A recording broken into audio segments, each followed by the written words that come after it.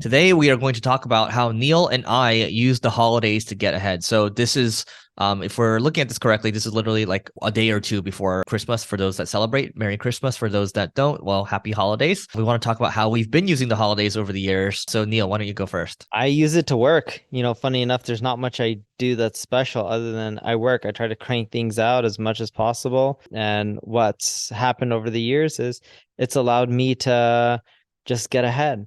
And when I say I crank and I just work as usual, from everything from, when you work a lot of hours, as many of you guys do, there's never enough hours in a day. So I use it to just finish stuff without getting bombarded by emails or phone calls. I use that time to plan what I'm going to do during the next year. My team usually by this time has already planned on, our strategies for sales, projections for the next year, marketing, and all those kind of things. But I try to plan above and beyond, like, all right, what else can I do that's scrappy that can end up moving the needle? I usually spend a lot of times during the holidays recruiting. I'll go on LinkedIn. I'll spend probably 6-7 hours just looking for amazing talent. And the reason I do that is, look, the best way to grow a business is amazing people. I don't care if you're Elon Musk or, Bill Gates. You don't build an amazing company by yourself. You do it by working with talented people. And you want to use that time to continually recruit too, because you'll be shocked on how many people I hit up during the holidays that actually respond because people are doing nothing. So they check their emails, their inboxes, and they're not that busy. So I've actually had really good luck recruiting over the years during the holidays. Great.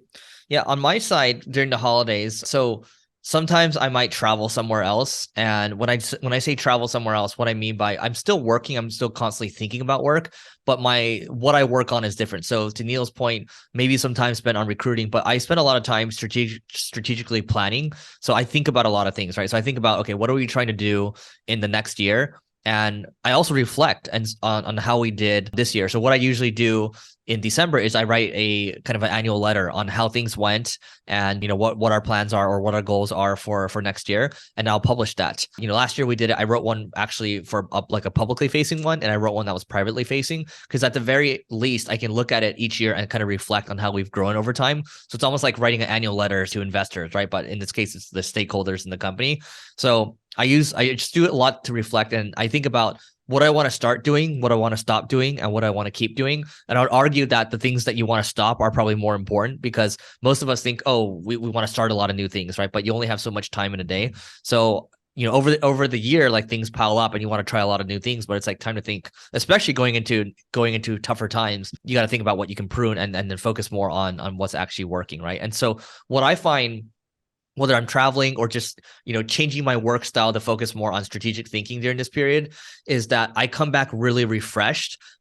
Whenever I've come back from any type of trip where I spend a lot of time strategically thinking, my energy is way higher when I come back, and I'm ready to attack the world in a very loving way. So Neil, anything else? The last thing I would add from my end is I use that time to also talk to entrepreneurs, wish them a happy holiday. And what's funny is a lot of times when I'm catching up with other entrepreneurs, they'll tell me what's working for them.